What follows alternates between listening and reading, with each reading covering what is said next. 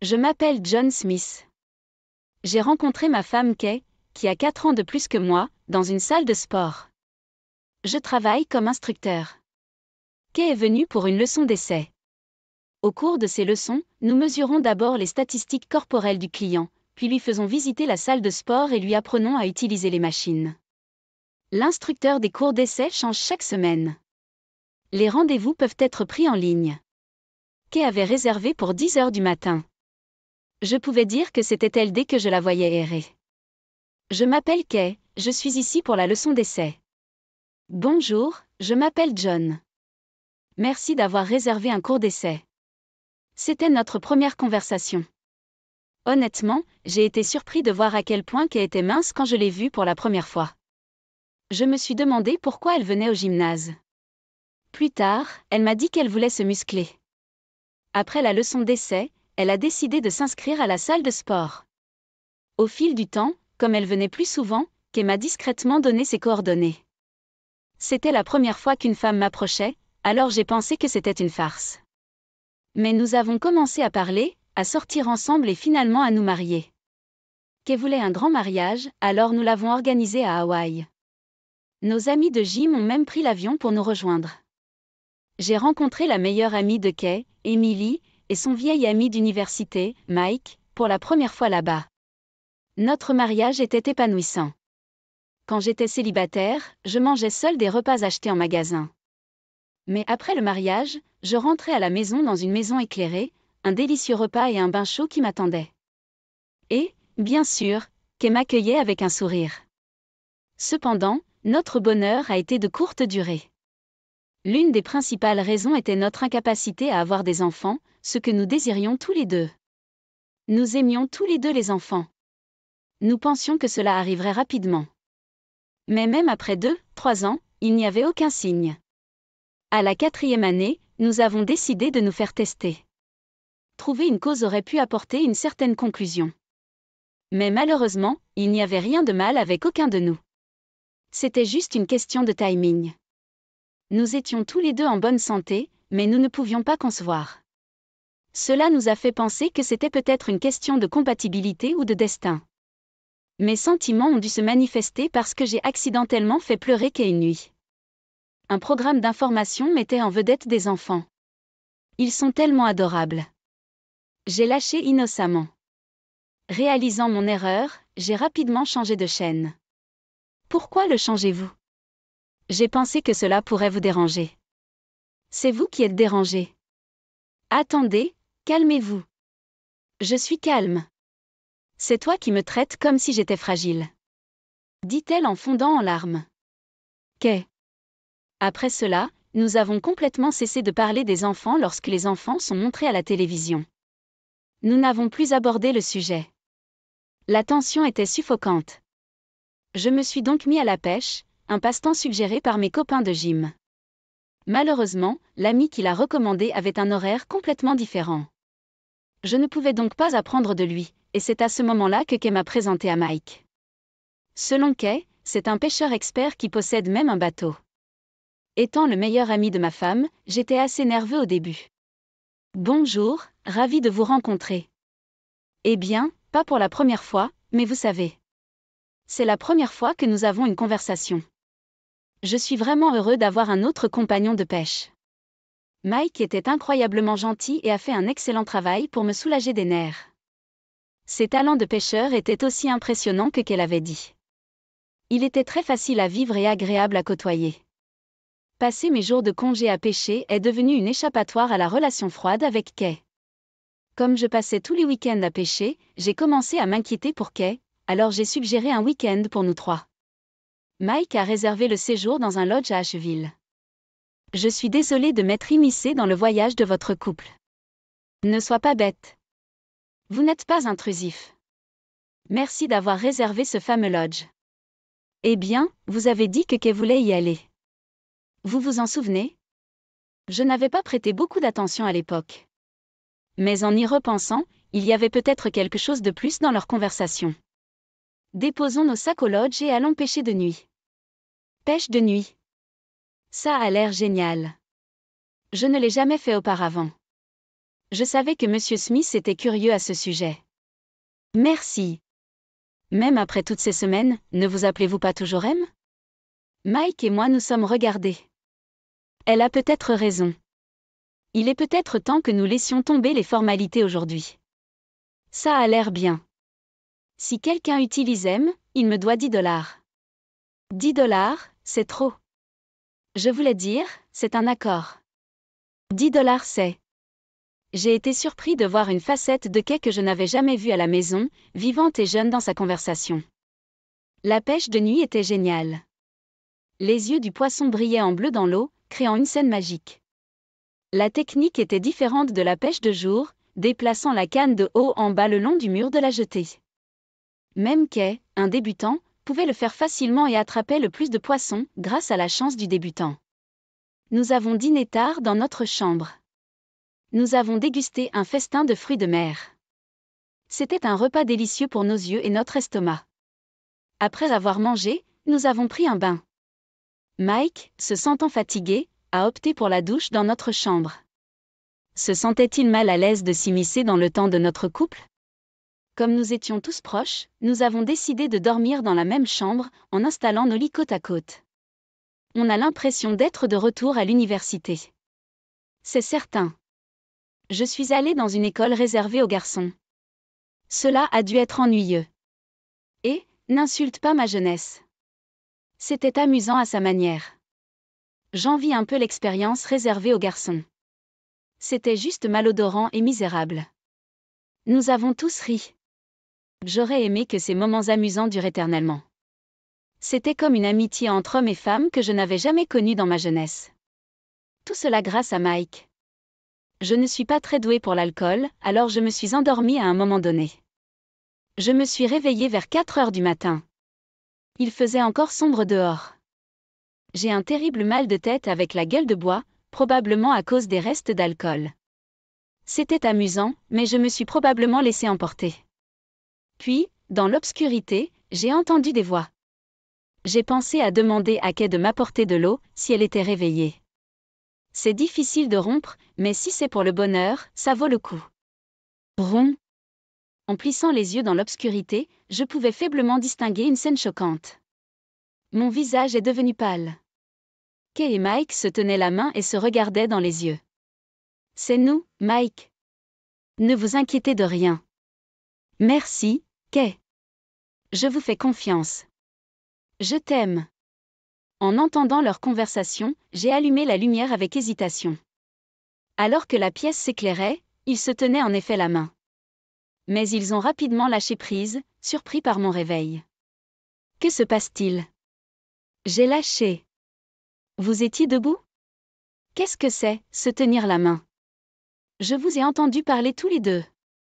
Qu'est-ce qu'il y a à se séparer, à s'aimer? June, vous ne comprenez pas Mike, reste en dehors de ça. Je parle à Kay. Vous ne comprenez pas? Ce n'est pas à quoi ça ressemble. Tu te fous de moi? C'est une blague. Calme-toi. Comment puis-je me calmer? Laisse-moi t'expliquer.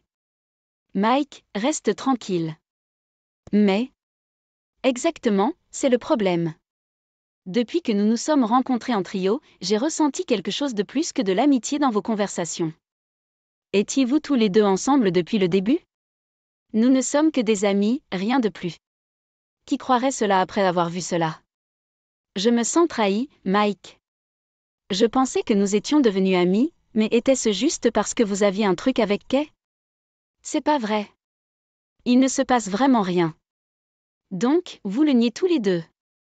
As-tu aimé me tromper? Venir faire ce voyage a dû être pratique.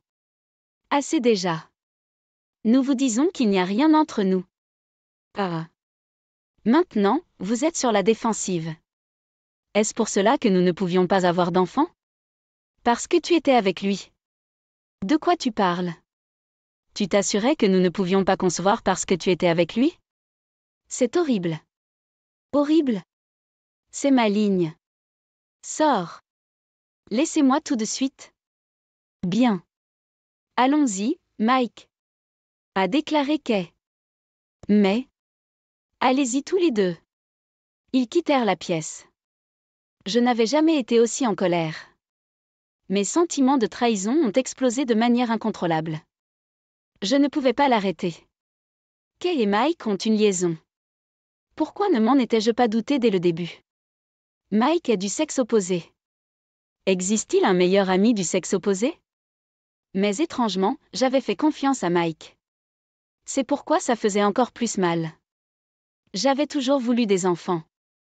Seule dans la pièce, j'ai pleuré. Quelle stupidité de ma part. Après environ 1 heure seule, j'ai décidé de quitter le lodge d'Asheville. Il faisait froid au petit matin. Le vent froid semblait me transpercer le cœur. Mike avait déjà payé pour le lodge. Je recevrai chaque centime de pension alimentaire. J'ai pris le train pour rentrer chez moi.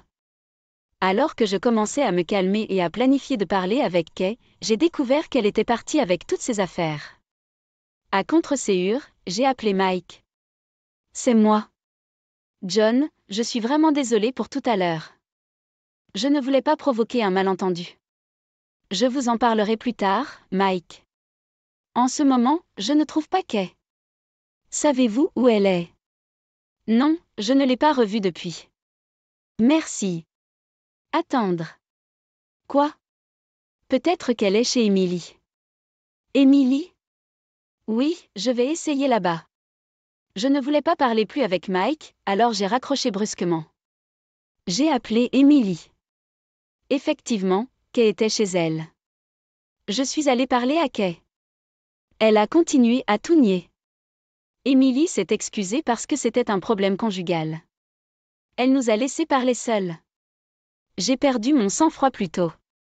Je suis désolée d'avoir réagi de manière excessive. Mais c'est toi qui m'as trahi. Je veux la vérité. Depuis combien de temps vous et Mike êtes-vous impliqués? Peu importe le nombre de fois que vous demandez, Mike et moi sommes juste amis. Kay, il y a une limite au mensonge. Dis-moi la vérité. Il n'y a rien entre moi et Mike, vraiment. Puis son téléphone a sonné. C'était Mike. Répondez Y. Pas maintenant. S'il n'y a rien à cacher, parlez devant moi.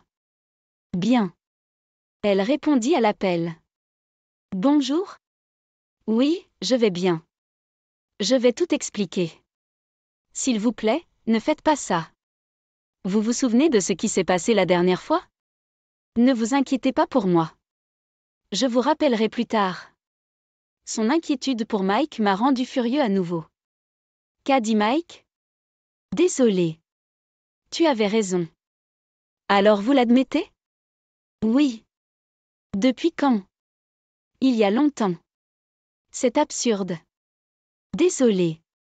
J'ai toujours voulu des enfants, 2 enfants. Mais je n'ai jamais rien dit pour éviter de te blesser. Je lui ai dit. Cela m'a fait encore plus mal. Elle répondit. Donc, une liaison était votre réponse. Cette trahison est la façon dont elle se termine. Kay ne dit rien. J'ai ressenti un sentiment de résignation envers ma femme. Divorcions. Je rembourserai l'argent en travaillant. Mike pouvait demander à ses parents de se couvrir sans problème. Mais je ne veux plus jamais avoir affaire à toi ou à lui. Je ne demanderai pas de pension alimentaire. Déclarai-je en quittant la pièce. Le lendemain, nous sommes allés au palais de justice pour demander le divorce. 3 ans se sont écoulés depuis le divorce. Je n'ai pas revu Kay depuis.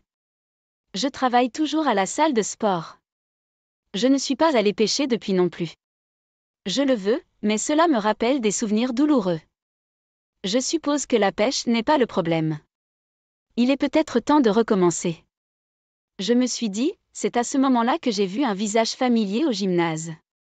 C'était Mike. John, vous avez un visiteur. Ça fait un moment. Qu'est-ce qui vous amène ici maintenant? Désolé de vous présenter à l'improviste. Si vous avez le temps, nous pourrions peut-être prendre une tasse de café à proximité. Sûr. Nous sommes allés dans un restaurant voisin. Je prendrai l'assiette à sandwich au poulet. Pareil pour moi. Tout de suite. J'avais vraiment besoin de vous parler aujourd'hui de quelque chose. Qu'est-ce que c'est? Je voulais m'excuser pour ce jour-là. Je ne savais pas que vous aviez divorcé. Vous deviez le savoir. Non, je ne l'ai vraiment pas fait. Vous doutez toujours de moi. Je suis allée à l'étranger pour suivre une formation afin de reprendre l'entreprise familiale. La direction de l'hôtel? Oui. Par où commencer? Ce jour-là, je consultais Kay au sujet d'une demande en mariage que j'avais reçue. Mes parents voulaient que j'épouse la fille d'un financier. Mais je ne voulais pas me marier. À cause de votre relation avec Kay? Non, non, écoutez-moi. Ce n'est pas que je ne voulais pas me marier. Je ne pouvais pas épouser une femme. J'ai peut-être l'air d'un homme, mais je me suis toujours sentie comme une femme à l'intérieur. Donc, vous êtes? Exactement. Je me sens comme ça depuis que je me souviens. J'ai lutté contre le conflit entre mon corps et mes sentiments. Mes parents ont remarqué que j'étais différent. Mais mon père est très traditionnel et ne l'a toujours pas accepté. Ma mère ne fait que suivre ce qu'il dit. Personne, pas même mes parents, ne me comprenait. Kay était la seule à le faire. Ce jour-là, j'étais déchirée entre accepter le mariage arrangé ou le refuser et partir à l'étranger. Si je refusais, je risquais d'être reniée par mes parents. Partir à l'étranger signifiait que je n'aurais personne à mes côtés. C'était une pensée solitaire, d'être loin de Kay. C'est pourquoi vous avez dit que ce serait solitaire de se séparer. J'ai toujours caché ma dysphorie de genre pour le bien de ma famille. J'ai réprimé mes vrais sentiments, portant des vêtements que je ne voulais pas porter, prononçant des mots que je ne voulais pas dire. Je l'ai caché tout au long de ma vie scolaire, mais je ne pouvais pas le supporter quand il s'agissait de sentiments romantiques. J'ai écrit une lettre à un garçon que j'aimais et je l'ai mise dans son casier. Il m'a répondu en m'appelant à l'arrière de l'école. J'étais excitée, mais quand je suis arrivée, plusieurs garçons attendaient. Ils ont ri et m'ont habillée pour prouver que j'étais différent et ont pris des photos. Même le garçon que j'aimais s'est joint à moi, me traitant de dégoûtant. C'est terrible. Personne ne me comprenait. Quand j'ai finalement trouvé le courage, voici le résultat. D'une manière ou d'une autre, je me suis retrouvée sur le toit, pensant mettre fin à mes jours. Mais ensuite, Kay m'a arrêtée. Elle et moi nous connaissions depuis la maternelle, mais nous ne parlions jamais beaucoup. J'étais timide et calme. Elle était belle, intelligente, l'idole de tout le monde. Elle m'a pris la main, m'a conduit dans la salle de classe et a lu la lettre à haute voix devant le garçon que j'aimais, qui avait le béguin pour elle.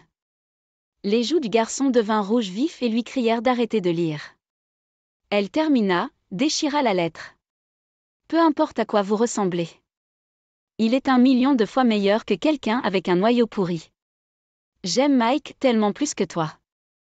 Puis elle m'a pris la main et nous sommes partis. Elle a l'air d'une héroïne.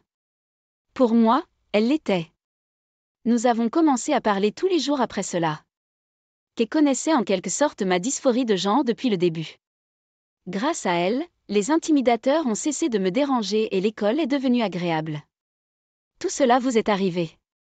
Même après avoir obtenu mon diplôme, je n'ai pas pu faire mon coming out à cause de mes parents, alors j'ai vécu avec ce secret. Cela a été vraiment difficile. Je ne pouvais pas tenir tête à mes parents et de temps en temps, je demandais conseil à Kay. Ce jour-là, elle m'a également parlé de son mariage et de ses problèmes de fertilité. Je voulais m'excuser après que tu nous aies entendu parler, mais j'ai dû refuser la demande en mariage ce jour-là. Si j'avais raté une chance, j'aurais été à nouveau sous le contrôle de mes parents. Donc, c'était comme ça. Vous étiez juste amis. C'était tout mon malentendu. Bien sûr, Kay et moi sommes du sexe opposé. Tout le monde en douterait, vous n'aviez pas tort. Mais Kay n'a jamais parlé de moi.